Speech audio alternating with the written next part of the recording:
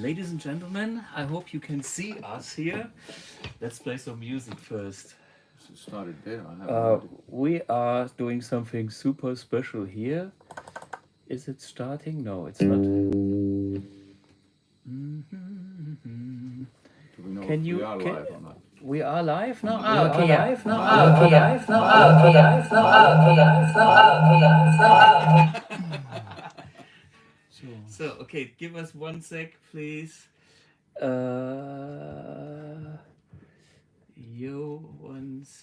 leave that. And volume down 0, perfect. And now we have. Yes. So, ladies and gentlemen, welcome to Academy of Tone number 80, straight from the studio. Ben, let's make some music. 80 refers to my age, right? 80 minus magic. 1, 2, 3, 4.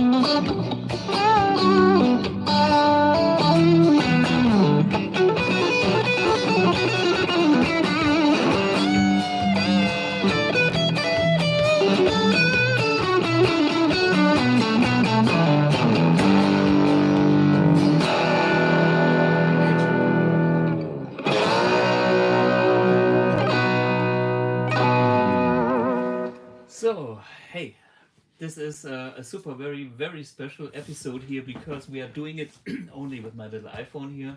It's not so small. It's the biggest iPhone I've ever seen. It's not the latest version, but it's a max, whatever. Yeah, very warm welcome to. I like that Ben could be louder. Okay! Yeah, we are here having our amps direct and listening to the studio monitor. So there is no tricks at all. It's very simple. It's the iPhone, the room sound, and whatever you hear is, it's like It's the naked truth. the naked truth. Yeah.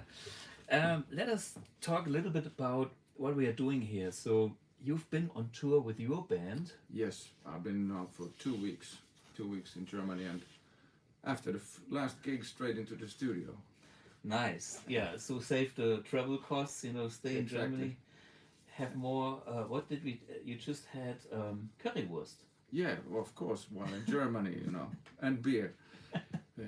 But for those of you who don't know, this is we don't actually have a name for the project, 100% sure yet, but it's Thomas Blug, me, Martin Engelien, and Tommy Fischer. on Tommy drums. Fischer on drums. Yeah. And we have done 5 basic tracks today from scratch. I mean, I had Yeah. sent some demos over, and we've done. Thomas took the arranger's hat on. Well, And yeah, we have all these beautiful sheets. When Ben sent us some nice ideas, and then I had like 5 minutes to listen to the songs, write out the chords at least, so I have an info on what's going on here, and then we kind of jammed the songs in the studio yeah, and got a feel for it, changed everything. exactly. The cool thing about 2 of these songs were completely different from the beginning. I mean, one turned into a reggae. Who would have thought that? Yeah. And it started with something shuffly, and you know, it's a process. What I like about the whole thing here is it's not over designed in a way. No, and I think that the whole idea, even though, I mean, we're recording, so we're trying to get the drums done, possibly bass track or two, but both Thomas and I will do guitars at our home studios, and I will sing in Finland because there is simply not time enough, and there's no budget. But it's based on how we feel playing. Which luckily we played live so much together that we kind of, if you start playing something, I know, okay, this is my part and that's yours. And, sure. Yeah, and I didn't have much time to prepare, so I have a bunch of my ideas, but they will come later.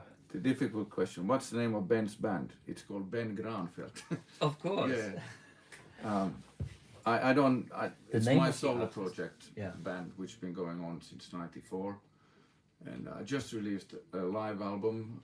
Because you can, or what's Live Because You Can. Yeah, it came out the 15th of October. Yeah.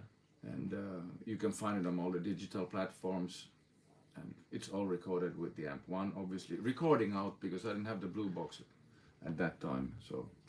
And it sounds pretty good too. Yeah, I'm very pleased with it. It's. Yeah. I feel so strong now that I can carry my own gear.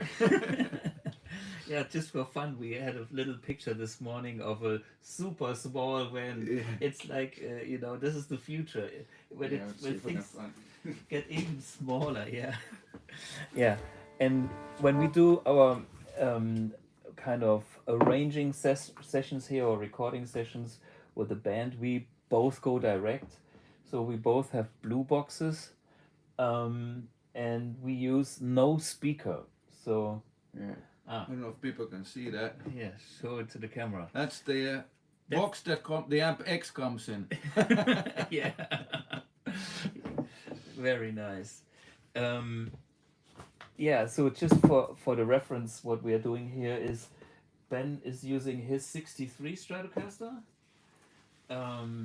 The story is We went through it on one episode. yeah, already. okay, anyway, there's an episode we talked about that beautiful guitar, and he's using the Amp1, a delay, and it's a silver edition. a silver edition.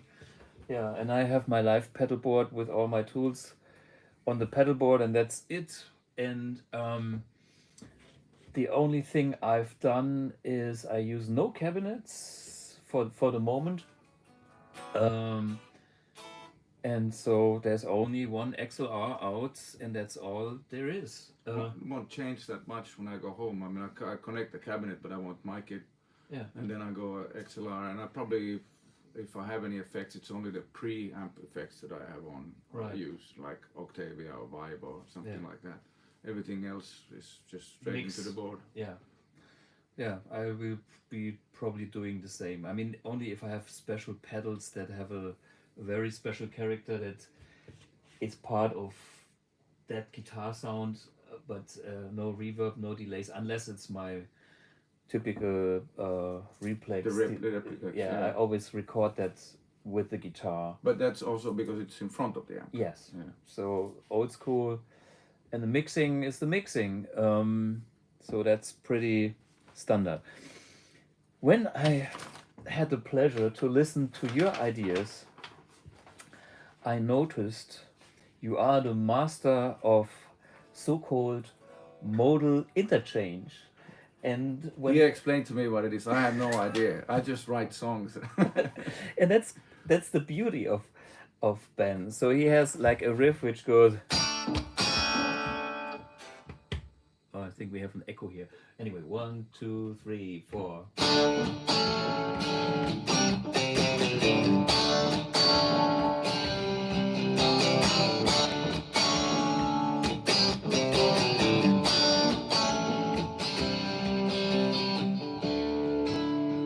Basically, it's simple chords, and I just like to change them around in an order that you find it was not weird. Yeah, so he uses a lot of modes, and it's like, let me show you the verse thing, because this is the verse thing, not the worst thing, the verse thing. So he goes from D major, A minor, G major, C11.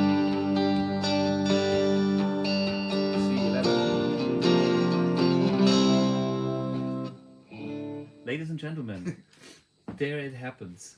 And this is a thing that he does quite a lot. And the interesting thing is, how do you come up with stuff like that? I don't know. I think, for instance, with this song, it just seemed that if I want to come, like I do the verse chorus, and I want to come back to start the verse again, I don't want it to be predictable. Yeah. So if I go, I'll go back to C, but I like to do it more sort of.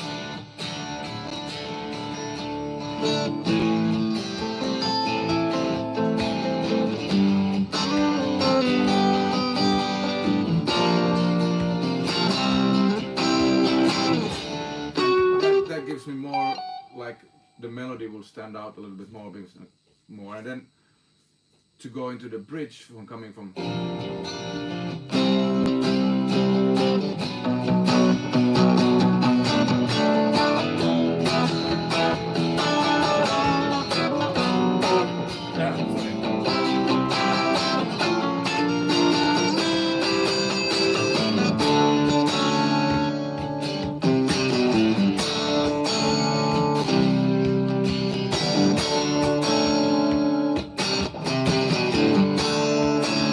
Whatever. Let's see if somebody can actually hear something.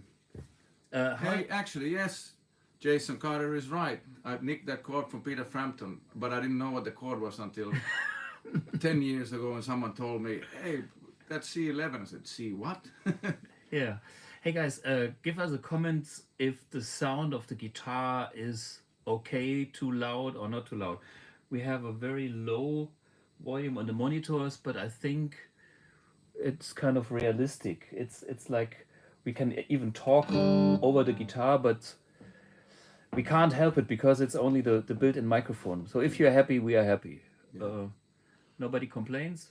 Volume is cool. Okay, good. Hey man, I'm so excited because if that works now, that frees me up. I mean, I love to do my live streams back home in the studio with, you know, with a proper... Yeah, of course. Why not when it's possible? But yeah, but I mean, for me, the good thing is now I know I can do live streams even when I'm not at home, and I can even, you know, I'm just using one fucking iPhone, and that's it. the biggest iPhone I've ever seen. Mine looks like a little stamp next to his iPhone 25 or something. No, this is now we make advertising. But I think it's a 13 is the newest. I have the one before it, and this must be a 12 Max. Okay. Yeah. As long as it works, it works. The good thing about the iPhones is I'm stupid when it's coming to this kind of technology, because you know, studio, we had some software things with Cubase, and every year the software is evolving. My Cubase at home is 10 years old. Yeah, I use Pro Tools 10, I think, and I can't even touch my computer with any updates, so everything crashes, you know. Yeah. But yeah, but let's talk a little bit more about your song writing. What I like is, like, you make these nice riffs and you come up with these lines, and then if you are in the position of soloing over it, for instance, you had in this other song, you had this chord a progression of E minor, C, G, no. B. Oh, I forgot it. Where is The it? whole song goes in B minor, and but the solo starts in E minor. Yeah, E minor. C. Yeah. Okay.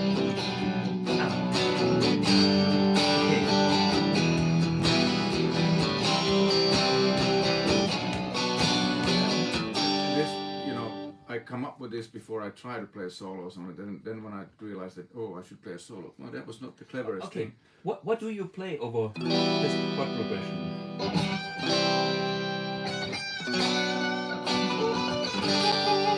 I don't. I mean, he told me that. Ah, you use this mode over that mode, and then you change that mode. I said, no, I don't, because I don't know what I'm doing.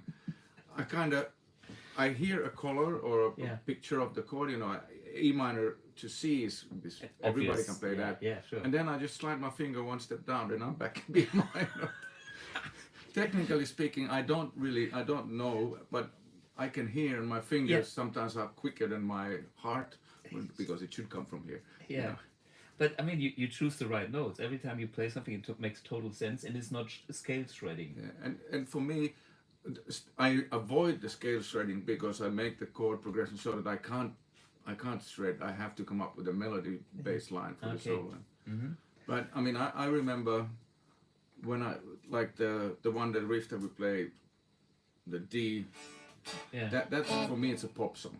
Sure. Yeah. And this other one is kind of a melodic rock song, and then we have the one which was, titled Floydish. You can imagine that it was Yeah, Pink Floydish. Yeah. And then with that, there was no limit on the solos, or we came up with a wonderful part for you to play, and the song started out 4:50. It's over 6 minutes now. Sure. Because we jammed it, and Yeah, it made sense, And if you have a Floydish song, then we can have a Floydish time. Yeah, and then we had like this song.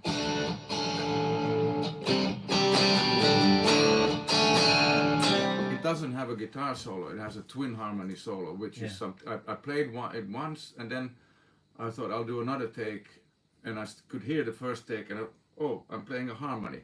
Okay. And that became so. Yeah. We do that, and then there's one song that we worked on, which has this kind of the Who meets AC/DC today, and it has no guitar solo. We don't know. We're gonna put a drum solo there. Yes, for a change, which is killer. Yeah.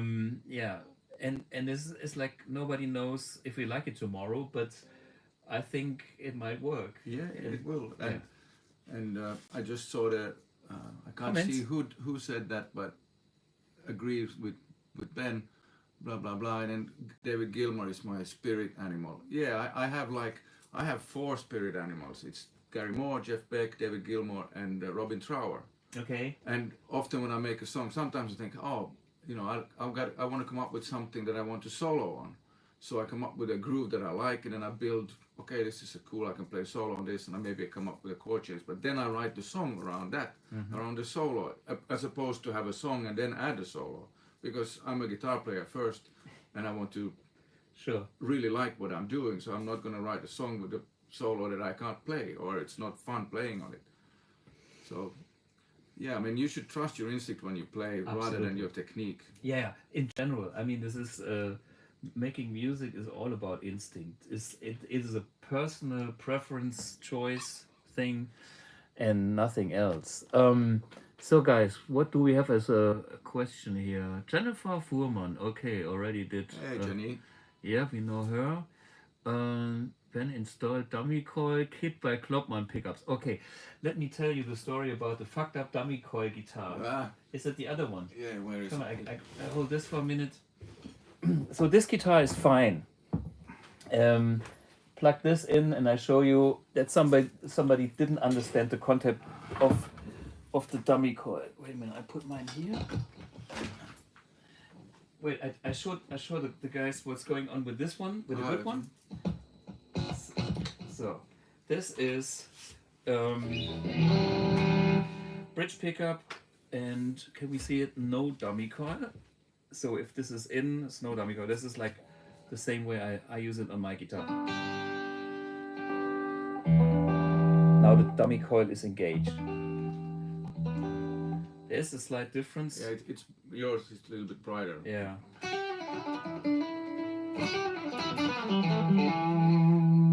So it shouldn't change here. Hey man, I think we have to open all the guitars. But I mean, at least you can hear hum. This is standard, dummy coil reduced. This is by nature reverse wound pickup. This is standard noise, reverse wound pickup meets the standard wound, and this is dummy coil again. So at least that works in that way. I'm not so happy with the tone of the dummy coil with this guitar, but anyway. So now we show some fucked up wiring of whoever did it. Well, so let's put it this way: they were friends of mine, or friends of mine. So it's a different way of wiring it. Okay, if it's friends, it's just different. Okay, let me explain this one here. So this is supposed to work, and it does. See, so it reduces the hum. Nice job. But remember this one on the other guitar, Yeah, it was it's that quiet. one. It's- And here, Nothing happens. And nothing it's loud, happens. Yeah. Nothing happens here. Ah, okay, now I know what it is. I use on the 5-way switch, there is like 2 layers on the one side of the switch and on the other side of the switch. So I hardwire the tone controls to only one side. Doesn't change anything. And you can do whatever design you like, either master tone if people like that, or in my case I have the standard connection for the neck pickup and the middle pickup and leave the bridge open as the original design, but wire the pots on that one side. And on the other side I have the dummy coil. I never opened the inside of my guitar. That's somebody else's job. Just for the clever and smart guys, on the other side, I used that side to make the automatic bypass of the dummy coil when the middle pickup is engaged, and this means in the 3 positions in the middle, and then the guitar is quiet and doesn't produce hum where there shouldn't be any hum. Yeah. So this is what I don't know why this is like that, but it is like that.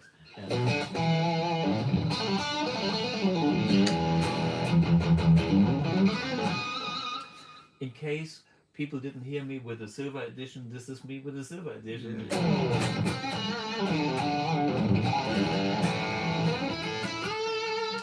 A different guitar with 10. What strings are you using? 10 to 46 elixir. Elixir. See, I never use LED elixirs. I use nothing but elixir. Yeah, cool. Yes, I think also Thomas should be my guitar tech. Yeah, this is why we joined up together. We kind of complement each other in many aspects. Yeah. There's a question. This guitar is a real guitar made in Germany, but it was heavily modified by TW Custom Guitars, who do all my work in Finland.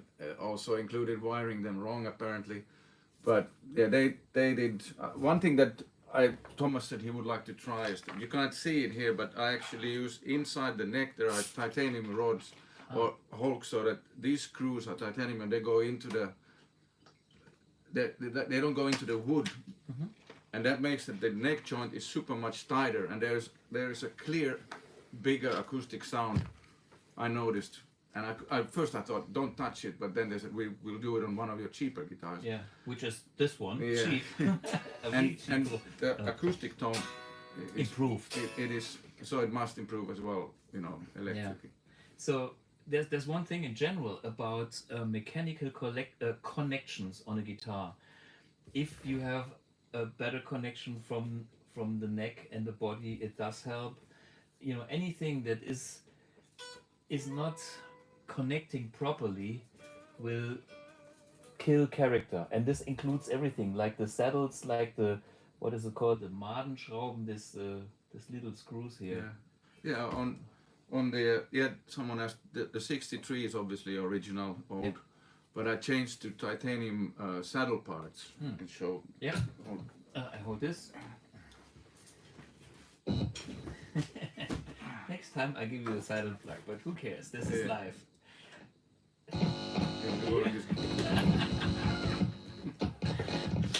Yeah, so these screws here, obviously these are new parts, they're titanium, and I don't break so many strings with them.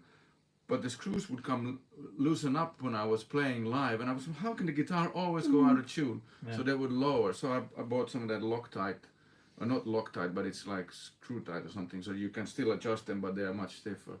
But I couldn't figure out why the guitar went out of tune.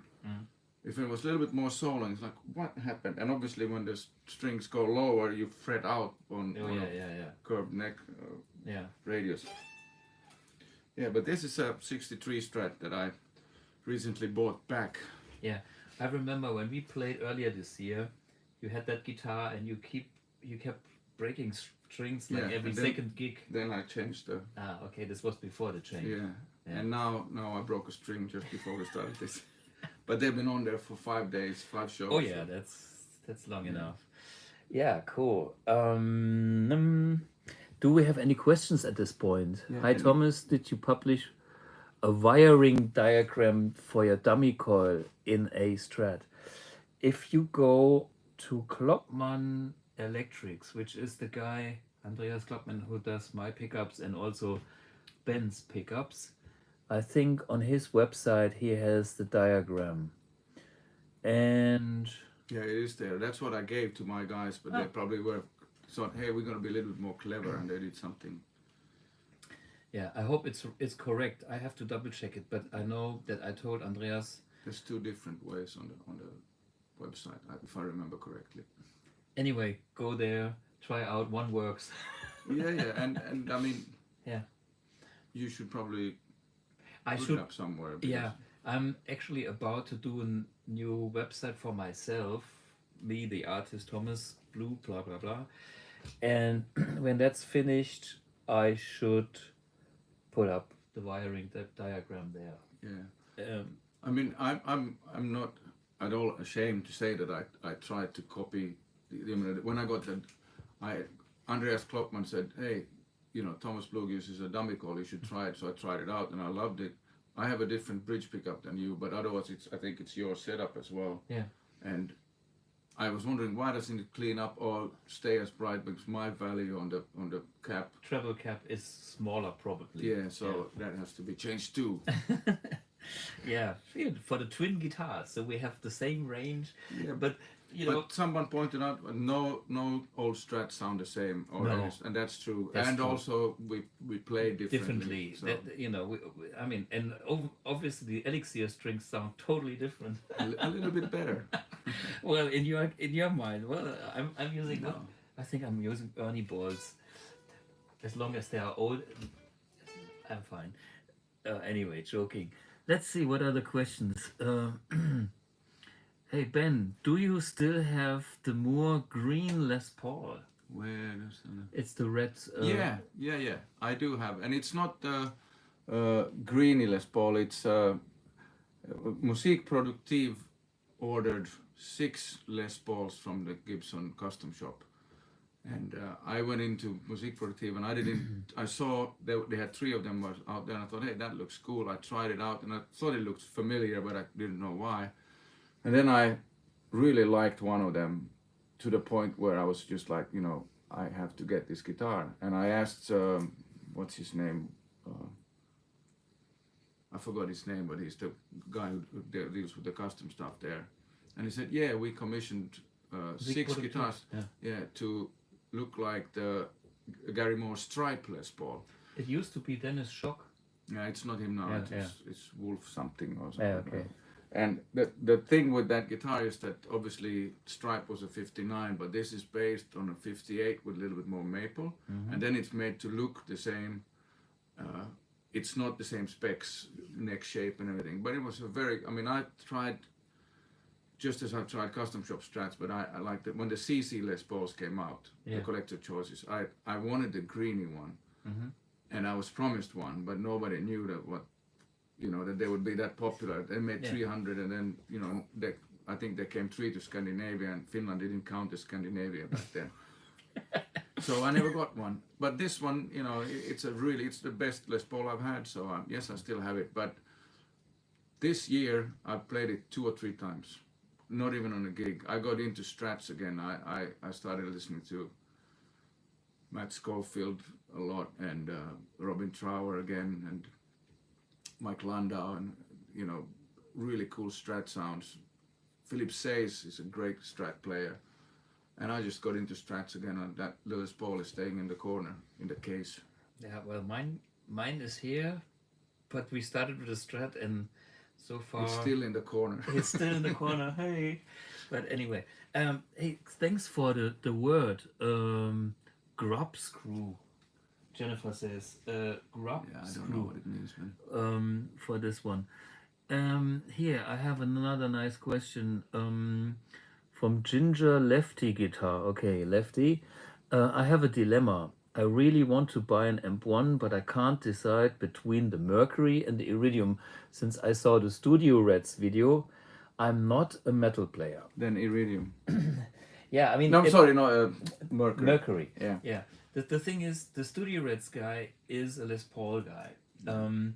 More and the Iridium sounds. He's the one who first did the Mercury demo, then he did the Iridium, and then he liked the Iridium more. Yeah, for his traditional rock things with the Les Paul. Yeah. But you tried an Iridium as well, did Yeah, you? yeah, I have now been able to. Well, I have a silver and a Mercury, and you sent me an Iridium to try out, and I got it just before I went on tour, and I had it on my pedal board already. Then I called you and said, I don't know, I'm not 100% sure. Ben, take the Mercury, and I took it. But I got great tones out of the Iridium As well, yeah. Yeah, and I've heard other players play on YouTube with less gain. You know, the thing with calling it a metal amp, just turn down the gain. Yeah, that helps. For me, okay, I'm personally a bit, well, not fair to the product. The Iridium doesn't have the warmth that I want for my vintage amps, and so kind of the tree the Mercury comes from is that good old warm vintage foundation. The Iridium started in mind having an amp that still sounds organic, but first thing is tightness. Anything needs to be tight. So if you are totally dependent on tightness and a fast attack, and if you don't want to work the tone in a vintage way, the Iridium is a choice to consider. Even if you're not a metal player, it's a great amp for that. But if you are old school and if you grew up with Plexi Marshalls and with 70s 60s style sounds, I think the foundation of a Mercury is definitely the better choice for you. But it's a personal thing. If you plug it in, you know it in a few minutes. That's at least how I feel about it. When I go back now to Finland, I will go to the studio with my band in a couple of weeks, and I will take all three. Yeah, sure. Just to see, I have one here as well, but it's still in in the box. in the box, not being unpacked. Yeah, and I got really cool Strat tones from the Iridium, but I thought the Les Paul sounded excellent with it. Like probably maybe a little bit more in my liking than with the Mercury. But since I'm going back to Strats, I like the Mercury more than anything else. But then again, the silver sounds brilliant, and it was a little bit cheaper to get. So, they all sound good. Yeah. Okay. I see. Ginger is happy with the answer. Somebody saw you. What's his name? Christian Busch. Hey Ben, I saw you in Essen and Dortmund. Oh yeah. Yeah. So a real big fan. Nice, Christian. Then we have. Do you use a booster with your amp? Well, I have a built-in boost, and this is what I would use 90%. My pedalboard is still my old pedalboard that I use with my Triamp, and there's kind of the collection that I had 10 years ago, and I didn't want to change the board because it's a board and it's everything on the board, so I combined this with the amp 1. But to be honest, most of the time it's just the amp as it is, and the rest is not needed. It's just sometimes used because it's there and it does something little. But when I play the amp just pure as it is with a built-in boost, I'm not missing anything. Yeah, I must say that a lot of people ask, so what do you use for your lead tone? And it's the amp 1. Yeah. Like now on the big touring board has a MIDI controller which I can program the amount of gain for the presets. And for the lead tones I use. No, I'm not doing it because otherwise I will unplug all the cables. Sorry, guys, but believe me, there's where we can do this. The lead is not that long. Yeah, but maybe we can show the studio. So here is my pedal board, And this is Ben's pedal board. Pedal. It's not pedal board. It's It's a pedal array. Yeah. And while being here, next room, by the way, there's the drum sitting. Maybe we can see that. yeah. You can see it there behind. Yeah. And the rest of the gang is in the room. Wait a minute, let's get the cable out of the. The rest of the guys are locked in the kitchen. Not to disturb us. Yeah, but going back to, if I don't have my big pedal board with me and I have a small one, on the big board I have a fuzz that I sometimes kick in for the solos. And it's But killer. yeah, and I also got the Pico Pre, like the Echoplex preamp, Yeah. and I put it in one of the loops of the MIDI, and I use that with the vintage channel for Yeah. just to, maybe it adds a little gain, but it makes also a little bit warmer Yeah. tone. The vintage channel is designed to be used with any boost or color pedal, and this is like classic plexis. These amps, they love pedals. I mean, you can play them pure as they are, but as you know, in the old Marshall style of plexis or 800s, you can have your tube screamer with it. You can have your EP booster with it. You can have whatever booster. It will. This vintage channel has enough headroom in a dynamic way that it takes the color of the pedal and not being flat. It is what a good Marshall would do with a I mean, pedal. the cool thing is that now here you can have like a delay in the loop and there's a reverb, which old Marshalls didn't have. Nope. So you get that extra, Yeah. the space. Yeah, which makes playing a bit more fun and easier. Yeah. We have more questions coming in here. My new Gretsch sounds awesome with the Amp1 Mercury Edition. Sound I've dreamed of for decades. Okay. There's my little Gretsch story. The other month already, it's like 2 months ago, I was in Hamburg and I'm doing this World of Vintage Guitar thing with Number One, which is the guitar store from Hamburg. And they have like a beautiful collection of vintage guitars. And they always have like 20-30 guitars ready for me to do videos of. So I'm the consistent factor and I have to play different guitars. Some of the guitars is totally not my cup of tea. Sometimes they give me proper jazz guitars and I suck and I feel so bad. And only if I can do something with it that is still appropriate to guitar, I'm okay with it. But the Gretches, the 6120, I think it's the classic one. Yeah. That's a great guitar. And so I have the chance to play all these different great old guitars with my amp because that's my reference point. And yeah, that's the Gretsch and the Amp1. That's also a nice match. I had videos coming out soon. And by the way, for our German fellows, they just published the video with Otto Walkes. You don't know Otto. No. If you were The episode with Otto was great. Very fun. Is that the guy who had the Strat and it was a comedian as well? yeah. Otto is a comedian. Yeah, I didn't understand half of it, but that was a good one. Hey, the story is okay. First, the personal story. Every German knows that.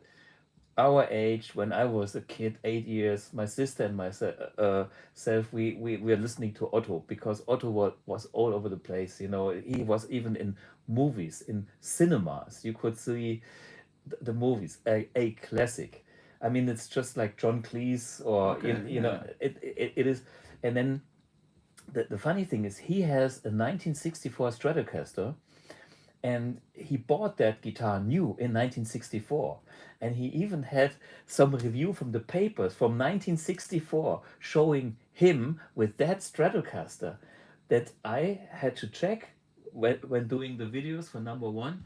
And I thought, this one is particularly good out of 3 or 4 different 64 Stratocasters. And the guy says, well, this is Otto's guitar. Maybe we give him a call. So they called up Otto and says, yeah, Thomas likes your Strat, do you want to come? And he said, yes, sure.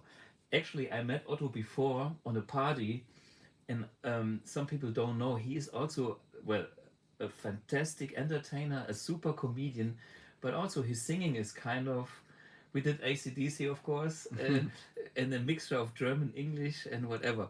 But Otto is a real character. So this was very special to me and the Germans who watched yeah. it. But I mean, a lot of these, I saw some of those episodes you did, and going back to guitars like Gretsch or Strat or Tele or Les Paul or SG or whatever, they all have their own purpose, sound-wise, what they work really well for. So, you know, if you find that your Gretsch sounds great with your amp 1, there's no wonder, because the guitar is great for what it does, and the amp 1 can pretty much get any guitar to sound live. I saw someone Googled famous musician from Finland. I probably wasn't on that list because whatever reason. To see Rasmus. Yeah, that's a great band. But I wanted to tell, you know him as well. One great guitar player, which you can easily access on YouTube, is Marko Karhu, who does the demos for Mad Professor pedals. He's a monster guy. Absolutely. He's a fantastic player. So you just Google Mad Professor and Marko Karhu when he does the demos. He also makes these great short songs, and he played with me in my band for 2.5 years, and we're actually doing a show with him guesting when I come back to Finland now. He's a monster player. There's plenty of great players there. Good. Hey, I mean, Mika Tyske? Mika Tyska, Fast Finger. Mr. Fastfinger? Yeah, we talked about him earlier today. Yeah. He's also Killer fantastic. player. Yeah. We've been together traveling even to Japan, so I know Mika quite well. We played in a few situations in Japan, and we played on a program, a modern music school in Ida Oberstein, you know, because we were kind of both teachers, and then of course we had to final jam band, and so Mika is Fastfinger. Is it called Mr. Fastfinger? That's his artist name, or? Yeah, because he makes all this cartoon things, Yeah. you know, where I've and this seen is his amazing video work. I mean, he came up with this iconic Fastfinger design. Samurai, guitar samurai. yeah.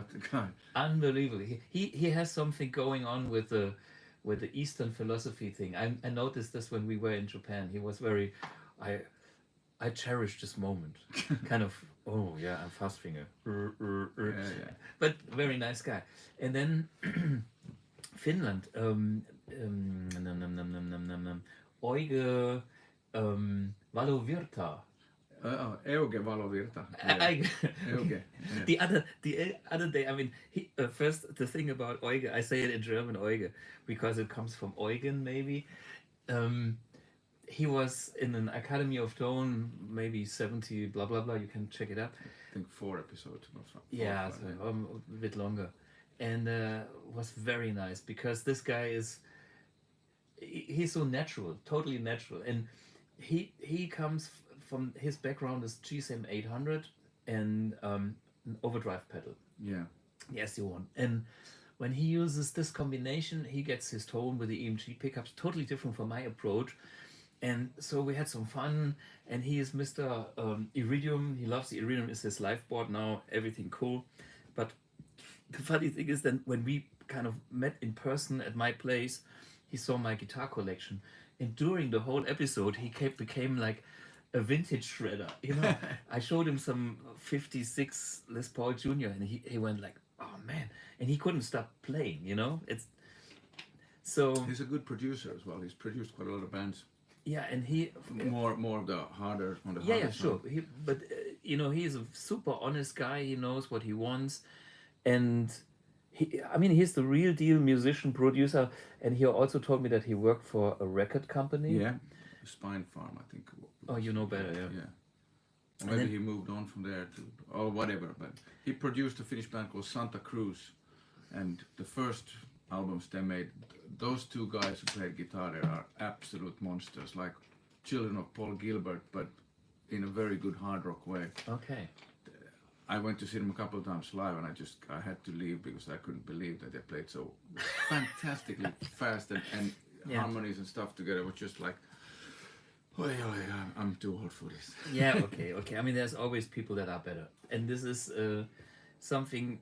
The good message is, we all do our thing. Some people play fast, some people play faster, and even Paul Gilbert sometimes doesn't play his own level anymore, which is very human and which is also very good because he's still a killer musician in the way. And I'm not saying he lost it. No, he just changed.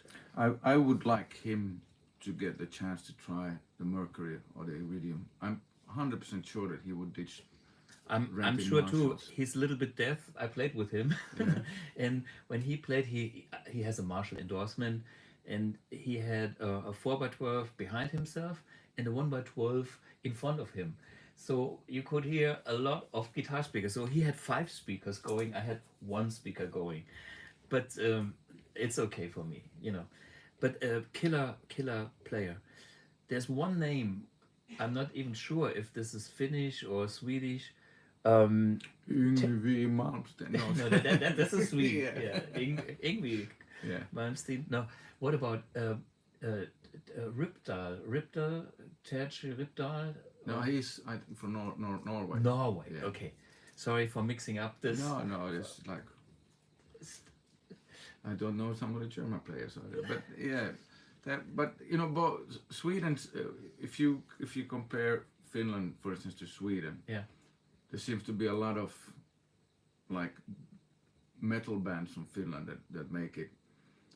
You know, Nightwish, Yeah. Stratovarius, blah blah blah, Amorphia, everything, and I don't know. People always joke because it's dark winters that never end. We have one day of summer and it's usually raining, but it is true that there's. But Sweden seems to make a lot of AOR stuff or like Yeah. like happy metal Music, or rock yeah, if you yeah. like, and but I think that's probably because of the big success from ABBA. I think Sweden as a country understood that music has a commercial value, even you know, as a place in business for the country. I think ABBA made so much money that the Swedish whatever government was impressed because they have a pretty good system for music schools. I heard. yeah. But in Sweden, just as in Germany, they have a lot of these Schlager bands, Yeah. and they almost all songs are in a major key. If you go to Finland to see a Schlager band at a dance hall or something, they all play in a minor key. Okay. It's like Everything I Miss You, You Left Me. I would like to find someone in Sweden. So, oh, we are so happy. Okay, that makes sense. In Sweden, we are so happy in leather shorts. Okay, Let's nice. maybe we. Yeah. Yeah, but there's okay. Sweden has also a lot of. Sorry. Yeah, I have read a few other things here. A cheap booster was impressive with the MP1. We're talking treble boosters. The last episode I had Bernd Meiser, Mr. Treble Booster, and he's the expert. So he has all this special Ritchie Blackmore booster from every year, and you know, basically all the classics. And somebody in the chat said that he bought a cheap treble booster and was totally impressed about where's the, oh no, maybe I'm not changing anything here because it's not my computer. Let me see.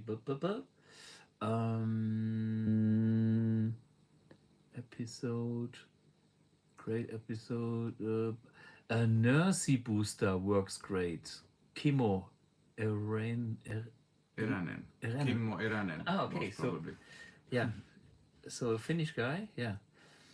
And the reason for boosters and anything, it's because the design of the amp is just like a traditional tube amp, with having in mind that tube amps should be used not only standalone but also with boosters and pedals as they used to be in the old times, because this is the recipe of the old school sounds: a tube amp and maybe your treble booster, or maybe nothing, or you know, like Van Halen with an EQ and an Echoplex. But this is where it all comes from, and this is where I believe the most iconic tones were created. And that has always been my philosophy, to design amps that have that quality versus amps that feature one tone that is kind of maxed out and no matter what guitar you plug in, you always sound the same. You know, there are amps around there. And I can explain why that is. If you have the filtering of the frequencies only focused in one range and the dynamic process kind of in only one range, there will not be much difference if you play a Strat or Les Paul, a single coil, a humbucker, or whatever. But I was always impressed about the amps that have that natural frequency, not too extreme, you know, frequency curves. I mean, before I got the Amp 1, I was an Engelien Dorsey since '97. Yeah. And I they were also, you know, I was told, oh, that's a metal amp, how can you use that? But I just turned down the gain. And it worked. Yeah, and for many years it worked, but I had a problem, like, if I got the Strat to sound good, the Les Paul wouldn't sound good.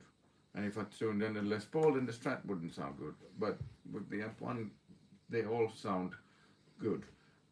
Someone just commented that they saw me with Wishbone Ash. When I joined Wishbone Ash, I had obviously Engel amps. Yeah. And after the, you know, we had 1 week of rehearsals before we went out on the road, and Andy Powell, the leader in the band, the other guitar player, he told me that you can't have that guitar sound, it's too big.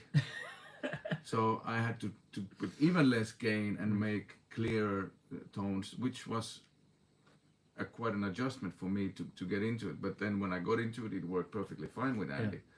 But, you know, again, just proves that depending on the situation, if you do a little bit of dialing, you can fit in with whatever you like. Absolutely, yeah. And many times the best recipe is put everything on 5, gain on to a not full level, and then, you know, adjust from there what you think is too much or too little.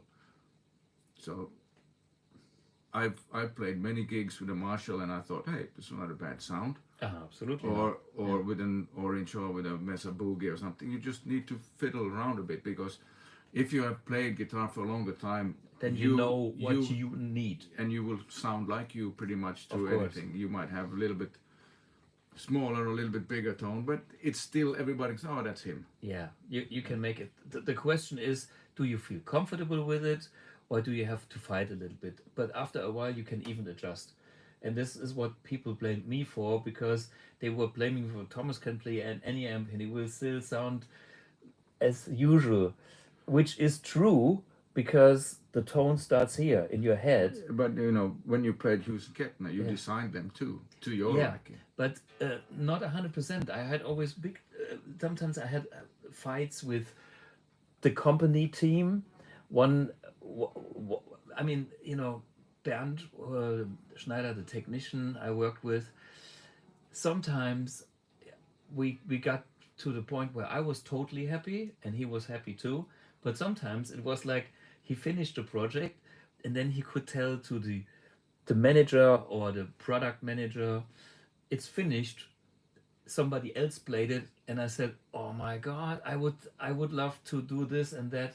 And then I had to find my settings. For instance, even on my beloved Triamp, we had that fight, and the clean channel I always used with treble on 0. Again, treble 0. Mids all the way up, and then it's a fantastic amp for me. Yeah. But if you put in the middle position, it sounds like a spanky, hollowed, whatever amp, not for me.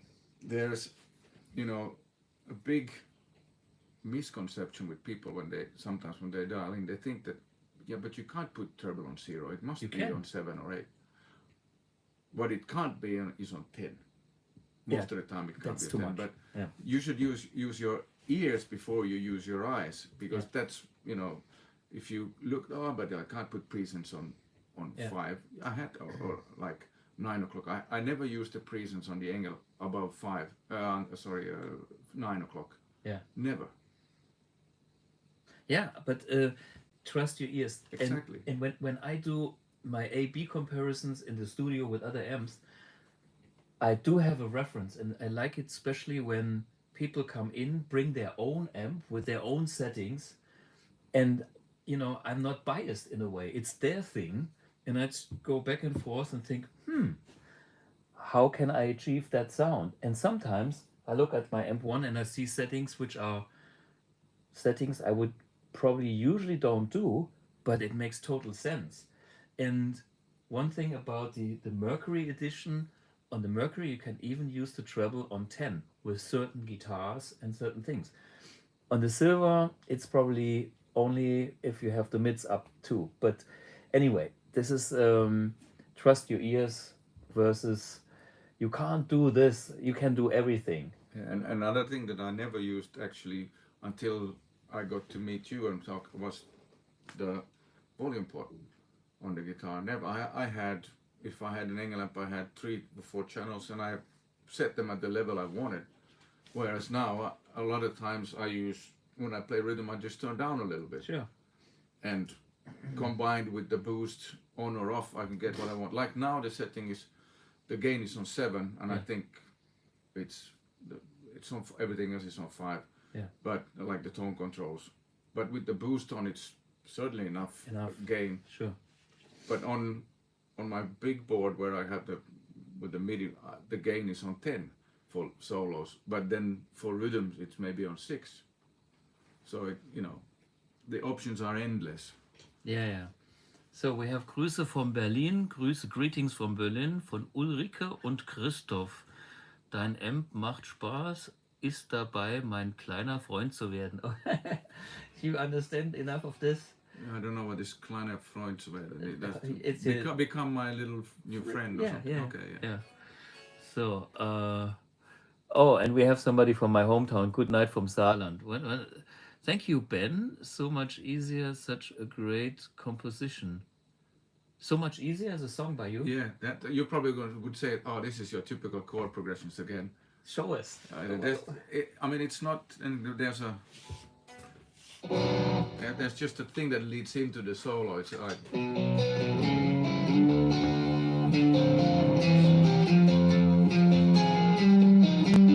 No, not exactly like that. But anyway, it goes.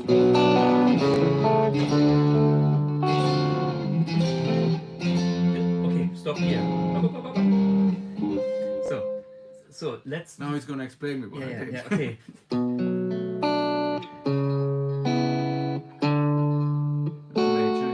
That changes to minor. Yeah, okay. So far these 3 chords is B minor and A over the C sharp, which is the 3rd in the bass, and then so this is all coming from.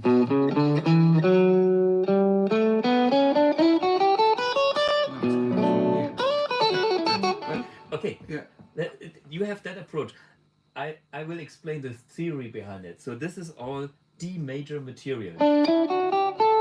The Germans know alle I know, and I've seen when you explain that, and after 5 minutes when you did that on episode something 20 or 30 or 40, and I just like, fuck, I don't get this.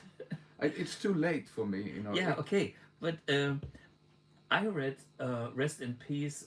Who's the jazz guy that Marino Frank? Pat Martino. Pat Martino. Yeah, he just passed away. And this morning, while you were still asleep, at 7 in the morning, I was checking. Yes, the news. I was still asleep at 7 in the morning. Yeah, well, I was up. The thing was, our dear friend Jude Gold from LA, who is editor of the Guitar Player magazine, and by the way, also a AMP1 user on episode whenever I had a nice interview with Jude Gold, and he interviewed him. And this guy has a theory which is stunning. I was shocked. He says there's 2 chords. It's totally not my approach, but it's like you have an augmented chord or you have a diminished chord made out of major thirds. This is total mathematics bullshit, but not bullshit, theory. And if you just change one note, You're a little bit out of the picture. Okay, if you just change one note, you can create any chord from this. So if you stack up major third, wait a minute. Yeah. If you stack this and you change only one, then you will make out of this chord any other chord. And since this chord repeats, like the minor repeats every third, so you have only 2 other in-betweens. You can explain every chord with just 2 roots. Totally weird, but I think I have to investigate that and learn that. because it's like, ah. I can tell you what I practice and what I think of when I play guitar. Okay. I recently did there's a Finnish internet rock school called Rockway, and they have a lot of guitar players who make the course. But I suggested to people, to students, to figure out even the simplest blues lick. If you think like the intro to Red House or whatever else, that if you know this, then you should know that it is this chord. But just this little lick can sound billions of different ways. So I said focus on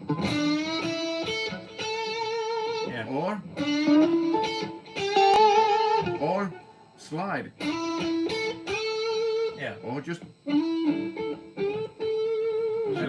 spend half an hour on that, trying to get every lick to sound slightly different. Put your emotions in that. I think that it would make you more expressive player. Absolutely. I totally agree with this philosophy. I call that the recycling philosophy, which means you know one lick, and out of this one lick you can create another 100 licks by changing or making a different accent to it, different phrasing. Make this your own thing. And in the end, it's about making your own licks anyhow. So who needs all that vocabulary that's never been used? And I don't think that, I'm not saying I make them my own licks, because they've been done in so many ways, the same notes, but I can express myself the way I feel, which is, as a player, I think more important that we can come up with a scale that we practice now, and then we can meet in a week, see who can play it faster. But it's still gymnastics, it's not music. That has nothing to do with music. Totally right. But the point is, for me, I'm a low-tech music theory guy. You know what that makes me? Stupid. Okay, lower than low is lowest tech guy. Hey, but the good thing about Ben is I never heard. I mean, you know when a note is wrong, and you are open to do stuff that certain people that are trained wouldn't do, because they are still trapped in their kind of rules.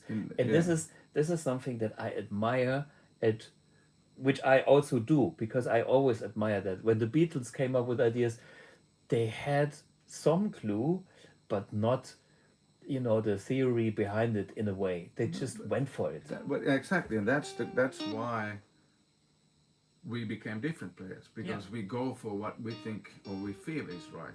Exactly. And I mean, that's our personality. Exactly. And if a Jeff Beck makes a bending to some weird place, and he feels it, this is a Jeff Beck note. Some people hate it, other people love it. I can easily go like. I love Jeff Beck, so I play a lot with my fingers, and I can go to that style, but I can never be the same. But I can incorporate a little bit of that into my normal playing, and that becomes the Ben Granfelt soup in the end. Sure. Yeah. And I mean, it is up to what you choose. And this is why people want to listen to you. And this is the problem. If you are just a copycat, then you're always second winner, which is loser. And the more you make it your own, the more you are the winner again, because it sounds like you. And everybody has been inspired. So nobody comes up with 100% all original new scales and whatever, besides people that are not living anymore, like Alan Holdsworth, for example, which I had the pleasure to interview as well. And his brain was unbelievably. Yeah, he had like the mathematic approach to it. He counted the notes rather than we would read them. He would count the scales, had a mathematical system for it, and also like his chords made no sense, but they were beautiful. Oh, well, wait, there is a sense in the second universe. To me. Yeah, but this guy understood what he was doing, even because big musical background. His father was a big band arranger, so basically his approach was not playing guitar. I think he started with a violin or something, and then but he was more thinking piano on it, and but And didn't want to be a saxophone player. yeah, something like that. And you know, I liked the guy because he was totally relaxed as a person.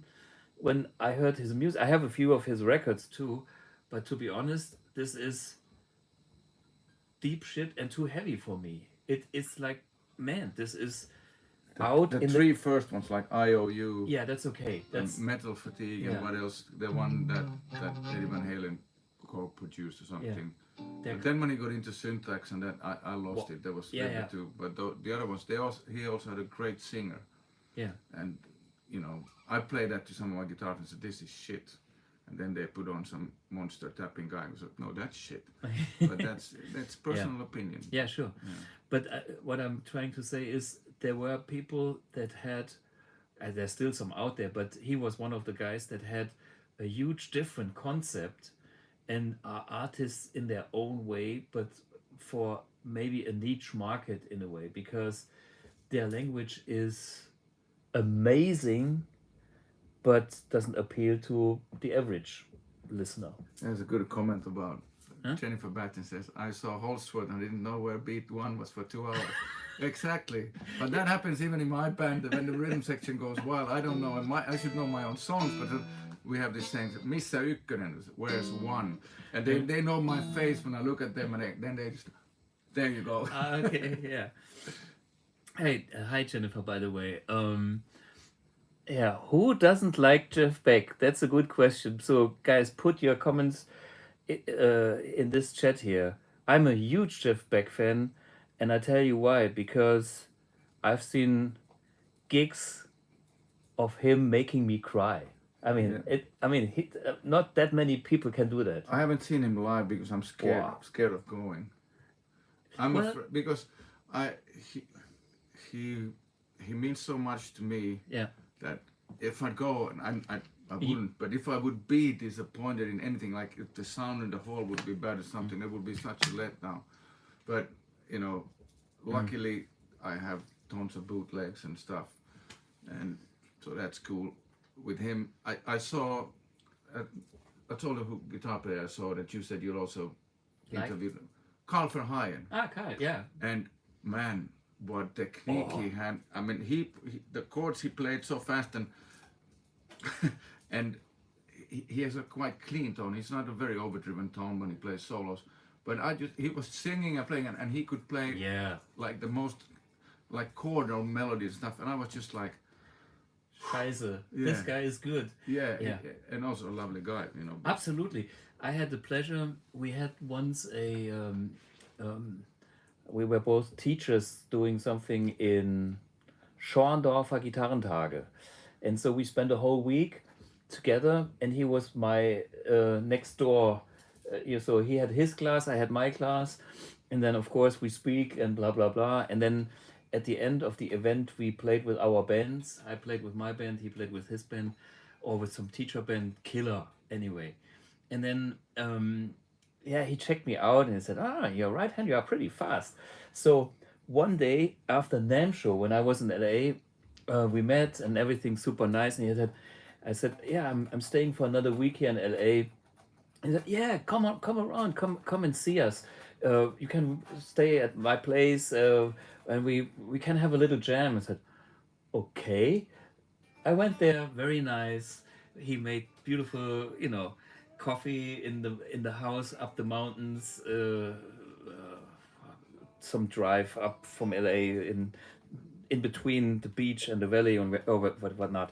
Anyway, and then his music room, loaded with vinyl and CDs and music and sheet music. He has written out 100 millions of licks and chords and everything. He is like the real deal musician professor style. So I'm sitting there, nice day, him being super nice, and he says, okay, you know what, let's jam a little bit. So we have, what about this, I have a little country track for you. And guess what, of course, but I don't know, 250 beats per minute, and he goes,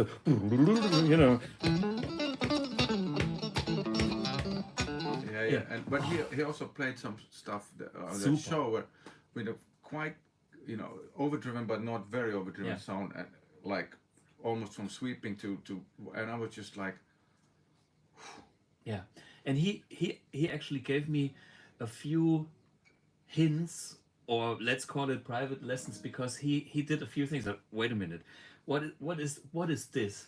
And unfortunately, I didn't have the time to really. I got it on my phone, which is what we're watching now. So Carl has a few approaches of himself which are killer, and he explained it. I actually have a little video where he showed it in slow, so I have something to learn when I retire in my next life. when you said that he writes out all his songs and all the Yeah. lyrics and everything, that's another thing which I think is a super good way of learning the neck and theory, if you can write down what you hear. Look at these stupid notations here, but at least that helped me to write down your songs. These are mine.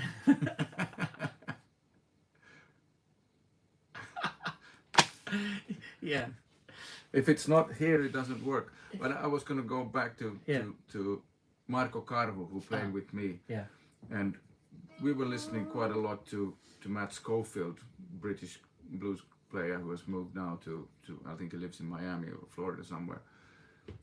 And there was one song which I can't remember. It has a long outro solo, which it sounds like it's done live because it doesn't end. It just goes on and on. And I just said, I don't, you know, he plays very nicely out of the blues quite a lot. And Yeah. he's got really nice phrasing. And we listened to that track in the car a couple of times, and we come home from the tour. 2 days later, he sends me a YouTube video that I transcribed the solo. Here it is if you'd like to hear it. And I listened to it and I was just note for note, phrasing, everything. I just unbelievable. I admire people who do that, but I don't know if it's wrong to say it's too late for me. But I don't want to spend energy on doing that when I'd rather try to write a song and keep on doing what I'm doing, maybe getting a little bit better on that. Sure. And right now, when I'm my own manager, merchandiser, tour manager, Certain things are more important. you know, This is I do how- everything, booking Finland Sure. and Europe, everything. I have no time to play the guitar. So when I finally get the chance to play the guitar, I haven't practiced for years. I play the guitar. Yeah. I go to my rehearsal room and I play because I can play a little bit louder. I can be annoying to people and just play as much, whatever I feel like doing. Yeah. And that's usually then when I come up with the small ideas for next songs. But on the road, I take the guitar to my hotel room and I can play after the gig for half an hour. When I get up in the morning, if we leave around 11, I have time to play.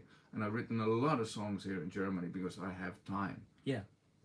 And that's the good thing being on tour, because then you are away from home and and the standard life, and you live in that musician's world. And I need that a lot too, because you know, last time I really had time to practice, last century maybe, you know, I mean, this is like I'm doing BluGuitar.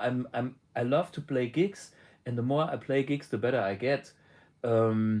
Unfortunately, for certain things, you need to sit down and learn whatever string skipping, and I need a vacation for that. So I can afford to dive this deep into stuff like that, maybe once a year for a few days only. So you guys are really blessed if you are hobbyists, or what's the English word? Well, Having more time because you are professionally making your life and they have more spare time. yeah, and usually people think that, oh, you're a guitar player, you only play guitar. Oh no, Completely wrong. totally wrong. Yeah. I mean, to be able to play guitar and make a living out of that, you have to be your booker, your manager, your everything, basically everything. And every professional guitar player with only the super top ones have the same problem. Yeah, I was counting in a funny way that I'm making now more money than I made before because I don't have a tour manager on the road. I book the gigs myself, and it makes a huge difference. You know, I have to feed the family too, and I have to buy more guitars. Sure. Wait a minute. There's David Mattei. Do you know why big bands need a manager? Kiss or AC/DC, for example, have one that has always interested me. What? For example, have one. Okay.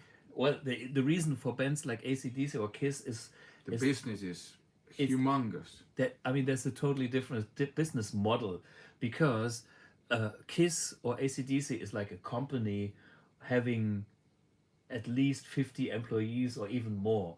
And this kind of production requires managers, personal managers, tour managers, to get the Stage managers. everything.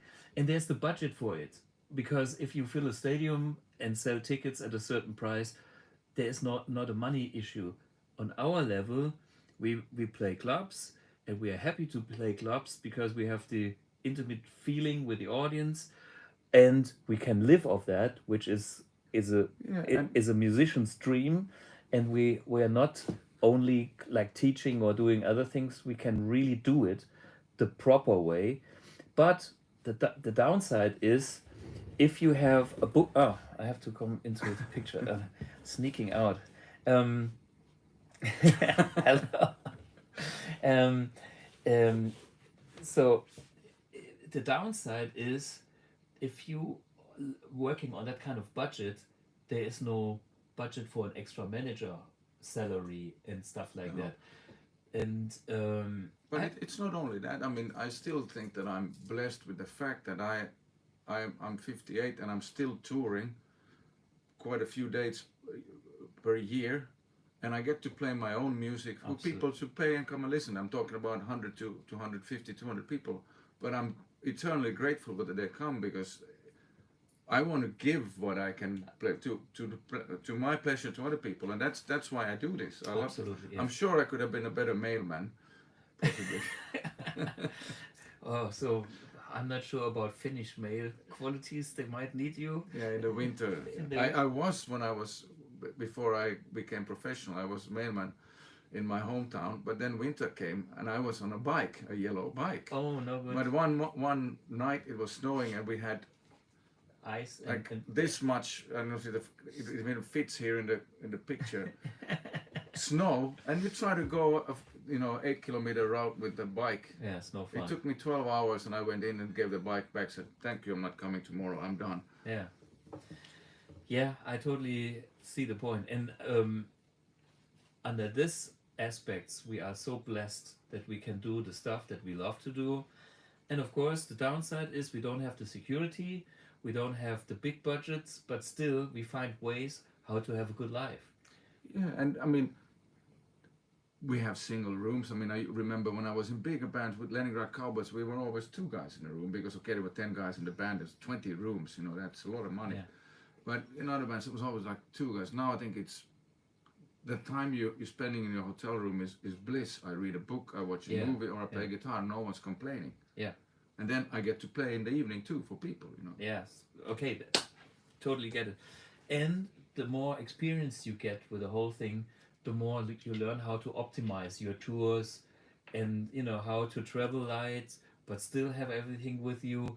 How to spend not too much money on hotels and stupid stuff. And this is also what we've done here with the studio. I mean, we have an apartment. We have all our 3 separate rooms. We share 1 bathroom, so I'm first. You Yeah, are because second. you get up so early. Yeah. Okay. There's some.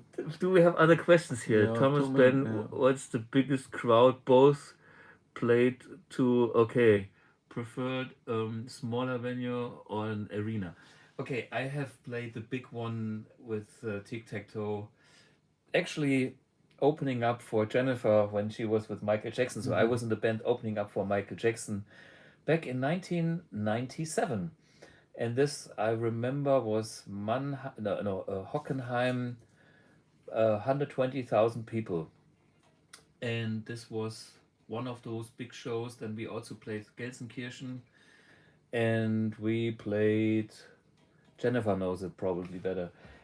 Anyway, this was that tour, the tour with the tank. This was my biggest crowd. And I only had 3 minutes of glory, but 3 minutes of glory, which means in front of so many people. Yeah. And the reason for that is because our female singers use that 3 minutes of guitar solo to change dress and refresh. Yeah.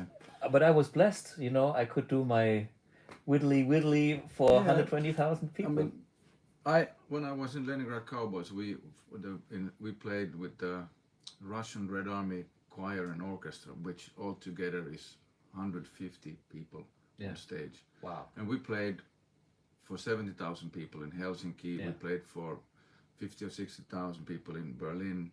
We did, you know, the MTV Awards, and we did some other big shows with Gringos Logos. I played in Holland in, I think it was Park Pop or Pink Pop. Pink pop. Yeah, Probably. No, Well, I think it was. guess Yeah, pop. but anyway, whichever it was, and there was about 80,000, 90,000 Yeah. people. And to be honest, I would rather play in a small theater, Exactly. let's say between 200 to 600 people Yeah. who focus on what I'm doing. Exactly. I get asked in Finland, oh, why do you want a seated audience? Because I actually want people to listen. Yeah. I mean, I don't mind. Here in Germany, it's nice to play because everybody listens. In Yeah. Finland, there's unfortunately a big percent of the audience come to drink. I had some weird experience like that in Luxembourg, which is kind of an hour drive from where I live. And I'm not saying this is all with all the concerts in Luxembourg, but I once helped out in a functional band, and I joined in, and this was the weirdest gig ever. We played a fantastic set, you know, and people were talking, having drinks, and when we stopped, no applause, nothing, no reaction. And then we stopped the show. They started to scream, "Hey, you can't stop!" Yeah, You know. yeah. What if we paid the tickets? Why are you stopping? Yeah, I know, you were so great, blah blah. And it feels so fucking strange. I mean, Yeah. here in Germany, it's still great. You play, the people like to come to the shows, listen to what you do. I had the same experience in Italy and other places too. Certain places I haven't had that. I think it experience. also pretty much down to the venue where you Yeah, play, yeah, because sure. a lot of the clubs that we play are Bars. no. Oh, you mean clubs, here? yeah, clubs. Here, this is music proper. Yeah, clubs, yeah, like sure. run by a musical organization or something like that, and they really take care of the bands, and the people come there to watch bands. Yeah. You know, some of the bars that I play in, clubs, bars in Finland, the shows start late after 10 or 11. Here we're already done by that time.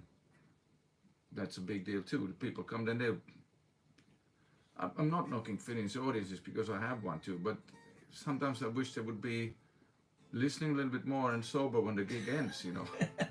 Well, I think in some places it's about, well, how fast can you get in a party drunk mood? Well, you know, it is what it is. But yeah, we are blessed that we have actually fans or an audience that's listening. What's going on? Someone says, holy smoke, there's an amp X behind them on the couch. They saw it. We Oh, used that's what- Don't tell anybody. Yeah. Okay, yeah, but the thing I have to. Yeah, I have to say, because Jennifer said that my soul to you hasn't arrived. Yeah. Here it is.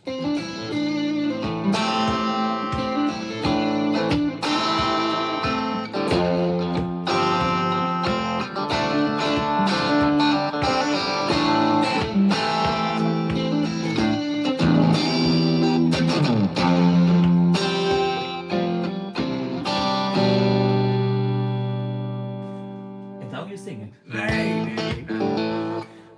Okay. Anyway, this was My Soul to You by Ben Granfelt. Talking about gigs, I had the hardest gig probably of my life just last week. Playing on a funeral. Yeah, that can be. Fucking That's hell. heavy. That's I mean, the heavy. guy deserved it because he was a big fan, and there's this deep emotion because you play in a church. You have to play not too loud. You have to be controlled. You are in a very emotional situation, and I was sitting just behind the kind of dead body, Yeah, the coffin. the coffin. Man, Yeah, I mean, Man. it's you know, okay. Being now 58, I was 39 when I joined Wishbone Ash, and Yeah. there was one song, Faith, Hope and Love, which I Yeah. wrote, which became a kind of a, yeah, we can do the harmony bit. 1, 2, 3.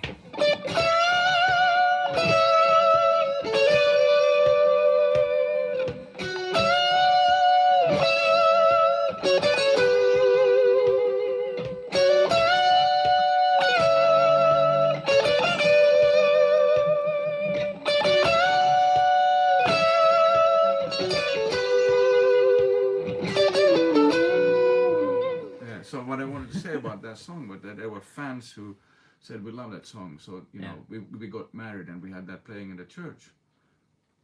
10 years later, or 5 to 10 years later, some other people said, yeah, we played Faith, Hope and Love at the christening of our son.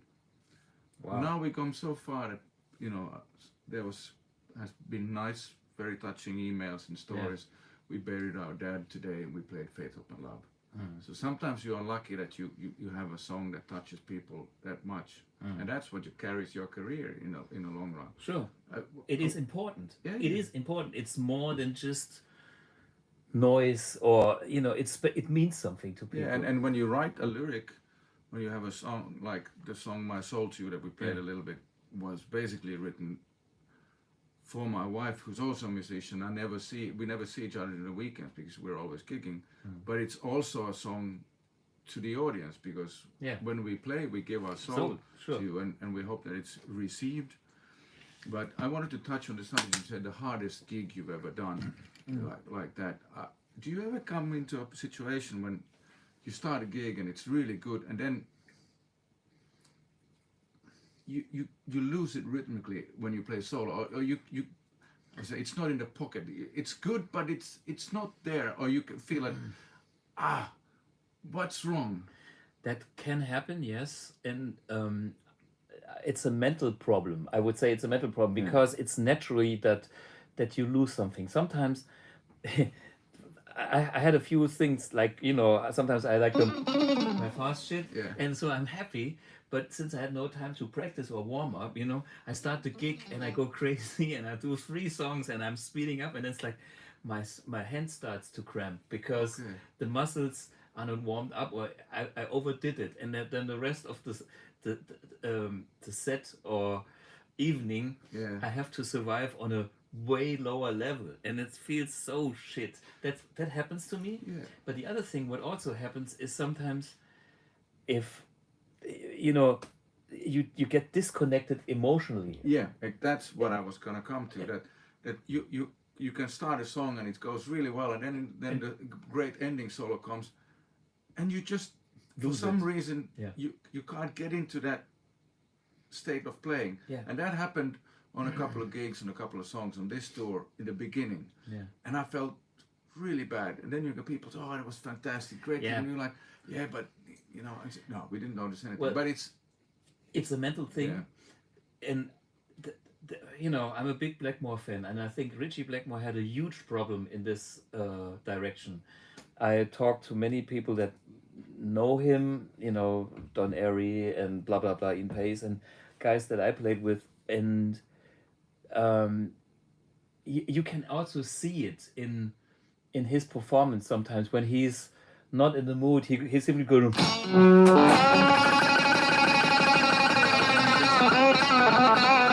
and then he just plays whatever noise. I was also a huge Richie Blackmore fan as a kid, but I was waiting, and then Rainbow was coming to Finland to play, and they played Straight Between the Eyes.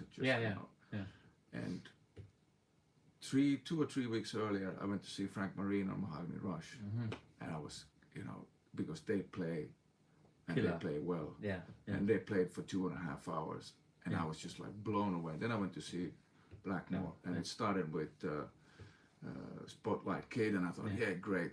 And then came the solos and stuff, and all I could see was, and I was just like, okay, he's showing off first song. But it continued to the whole set. It's like none of the songs were played properly. And he looked a bit annoyed.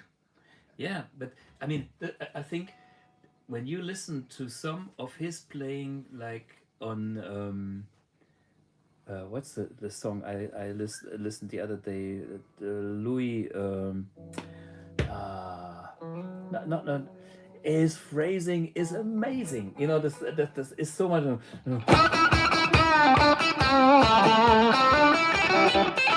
know, you know, so spot on, and he has nailed that stuff.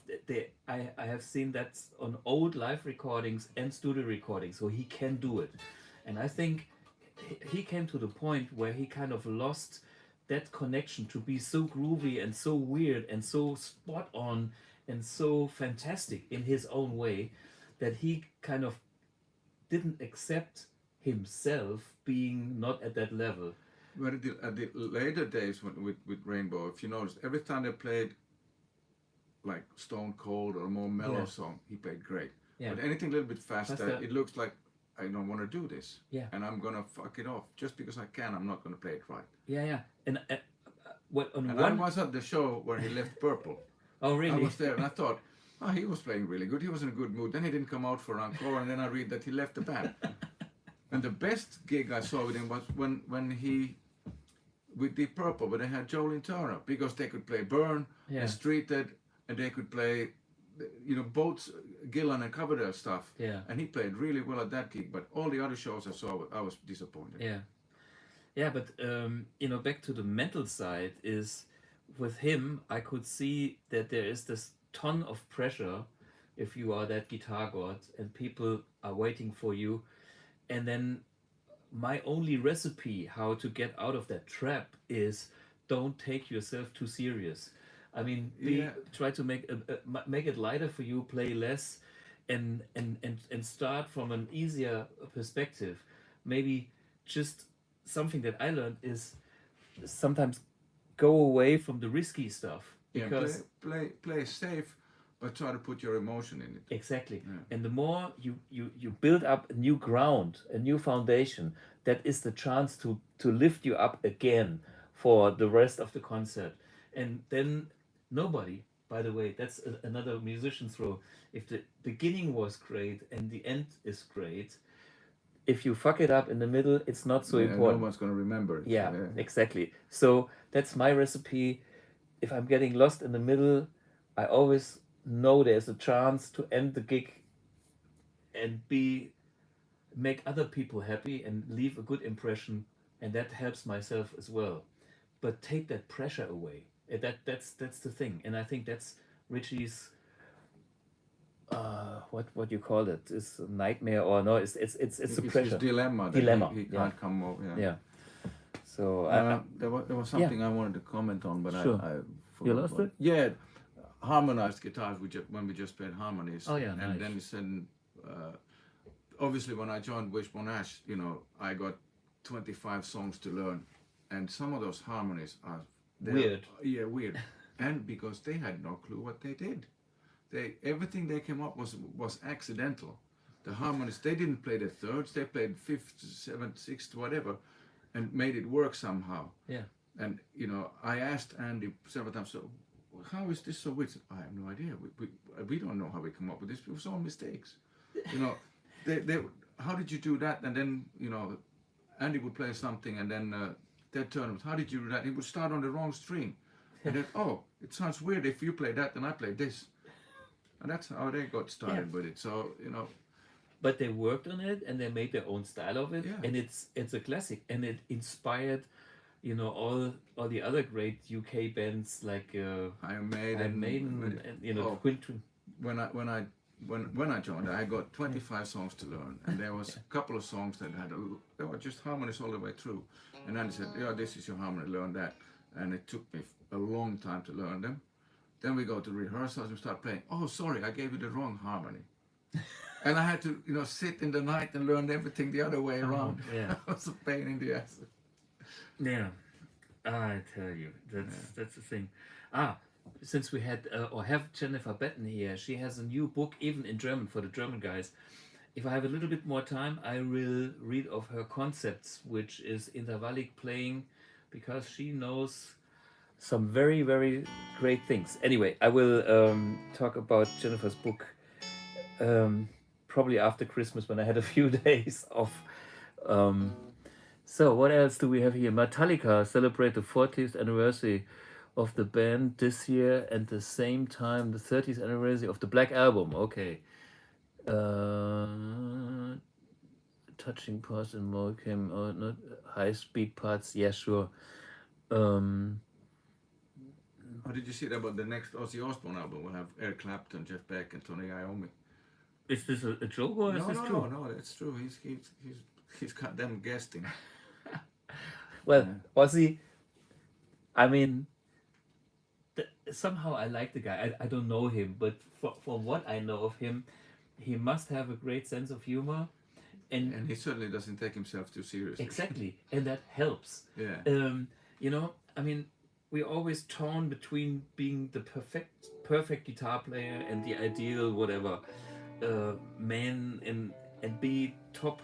But on the other hand, this is what I love about the British. You know, they can get dirty, funny about whatever. You know, I mean, it's like they have a certain sense of humor when it's heavy, raining and totally crap. They still have humor about it. You know. Well, they have no choice because it's raining all the time. Yeah. Hey, there was one Nice from UK, Odge, maybe. I'm currently trying to learn the slide, so I've just got paid by CC Top. Been playing for a long time, but never slide. I think one of the big conceptions with slide is that you have to put the slide on top of the fret, not next to it. Then you're always sharp, flat. Yeah. You know, you have to put. I don't know if you can see this, but my finger is on the fret, not next to it. Yeah. And that's the biggest issue with that when I see people learn. No, move your hand up a little. They said it's always out of tune. Yes, because you have to fret. It's got to be on the fret. Yeah. And players like there's no slide here, but players like that doesn't work. It's too soft. But players like Derek Trucks.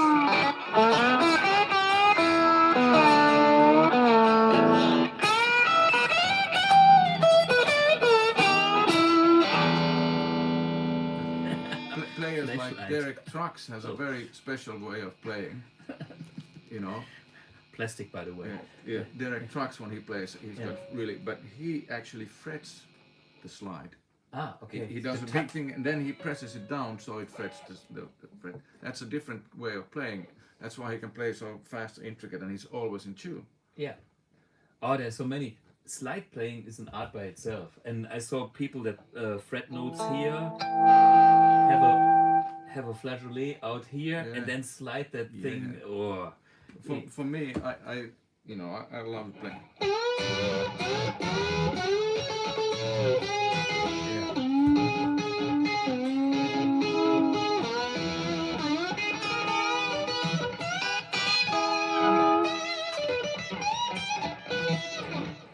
Also come from the Jeff Beck copying. Yeah, well, maybe he had that in mind as well, you know. Yeah, I heard that he started playing with his fingers because he kept dropping the pick because he was working on his cards and his fingers felt so clumsy and he couldn't see them on the floor and he was too embarrassed to look for them in the middle of the show.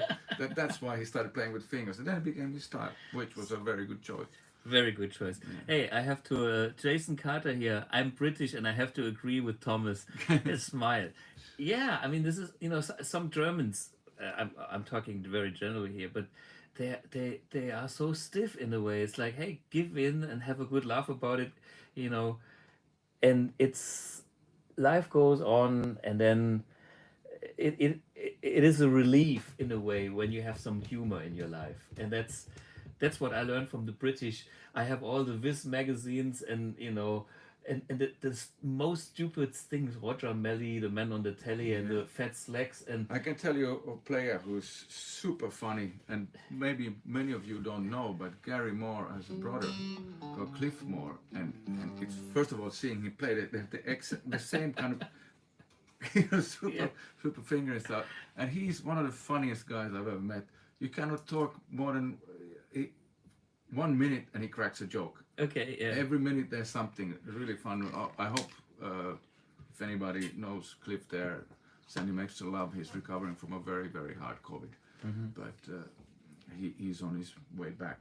But that was very tough. Just like my bass player, Masa Minor, was 7 days in a coma. Oh, in a coma? Yeah, with a respirator. Because that, I can't imagine what it is when you're sick and the doctor says, sorry, we will have to put you in a respirator and put you in a coma because you can't breathe on your own. You know. I don't want to go there. It's hard. That's Michael Lee Firkins is one that did all that stuff too. He was a great whammy bar slidist. Yeah. Huh? Jason Carter again. My dark humor sometimes leaves people in a little bit shocked here in Germany. Haha, yeah, I agree. I have to think before. Yeah, but for me the good thing is when you have friends where you can share that kind of humor. That's good. I mean, I have my 3-piece Rock Anarchie. I mean, when the band is called Anarchy because we do anarchy, and I tell you something, it's about humor as well. Yeah, we've had so much fun on the last tour. The 2 last tours we did here in Germany with my band as well. If you cannot laugh about yourself, forget it. Then don't go on the road. Yeah, you will suffer. Yeah, there's too much shit coming up anyway, and how to deal with, you know, if you try to be Mr. Perfect, you learn the lesson that it is not possible. You know, it's like, okay, face the fact that we have no key. Where do we sleep? I had that, and then we found a solution. You know. Okay. Well, the laugh of the last tour was that we played in Freudenburg, Duesseldorf. Yeah. And I decided to take a nap before the show, and I didn't wake up. So I go down to the bar. The place is quite packed. I go down to the bar, which is behind this, you know, way The back. venue, yeah. And I go, can I have like a Fernet Branca? And my stomach's not good. Then at the same time I hear blah blah blah Ben Granfelt band, and I'm standing there in my trainers and my Adidas outfit, you know. And I said, "Did he just announce the band?" Yeah. Shit! I ran upstairs, got changed, and 5 minutes later I'm there like rock. Sure. But that was the big joke of the tour. Ben, don't go and sleep now. I had a similar thing, but I had even a better one when I was a kid at school. When I, you know, in the morning I was known to be 5 minutes late. So the school started at whatever, 8 o'clock or 7:30, kind of early. And back then I was the long sleeper. And so usually I woke up, maybe brushed my teeth, put on my jacket, went on my push bike, went to the classroom and was there. So usually the whole class was sitting there. I opened the door, everybody was there. And Mr. Blug again. Okay, sorry for being late. I knew the game. And then one day I came there, opening the door to the classroom, and I put my anorak jacket over the top. And you had your pajamas underneath. Yes. So this was a big lesson. I made a record of being late in school because when I was really into guitar playing, I lived fairly close to the school. Like we talk about a couple of 100 meters. So I took my little practice amp and my guitar there, and I was banned from bringing it because I played on the breaks, and it was too loud, and you know I didn't play that well yet. So it was annoying to a lot of people, understandably. But I got so upset when they did that, so I went home on the breaks to play, and I always came back late. And I remember being taken back. We had in the biology class, we had like a warehouse room behind where there was an old skeleton. And the biology teacher took me, Ben Granfelt, come here, set me standing next to the. Do you realize that you're late to my classes? Every 20 minutes you won't know nothing about the amoebas and whatever. And I said, do you think they will help me in my career as a guitar player? And she laughed. 15 years later, there was a class reunion with all the teachers. And she said, okay. I was wrong, you were right. Yeah. I also was like, very difficult to go to school. I was so into playing that my mom would give me my school bag and she would give me the trash to put in the trash can, and I would walk into class with the trash in my hand and my school bag was in the trash can. So I was just thinking about guitars all the time. Yeah. I had similar issues. There's a bass player showing that he wants to go to sleep. I see. Yeah. What time is it? I don't know. I think we can finish in it's 10 o'clock. We had a long show. Yeah.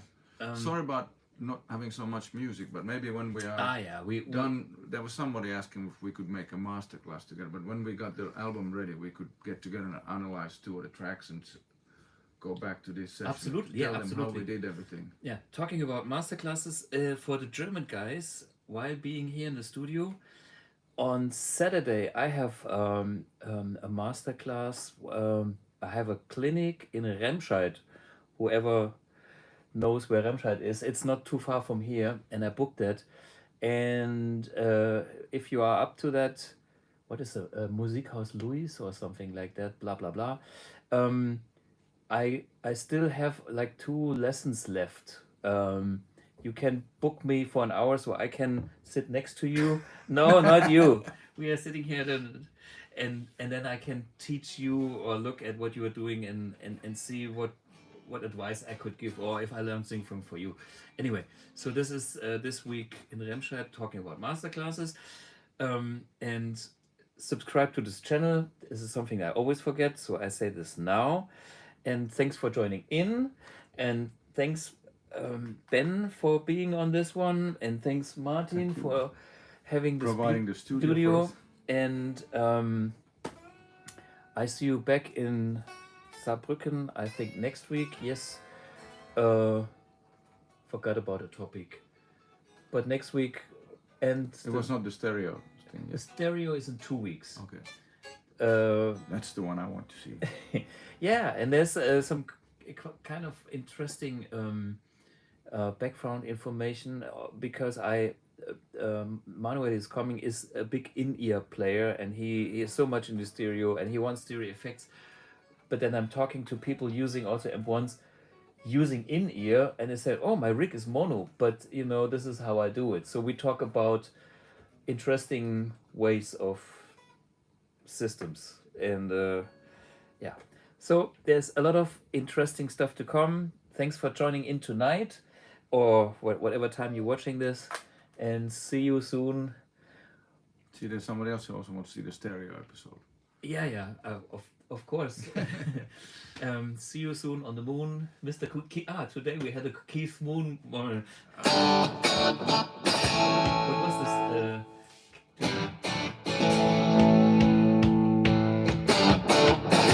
Sounds like ACDC now.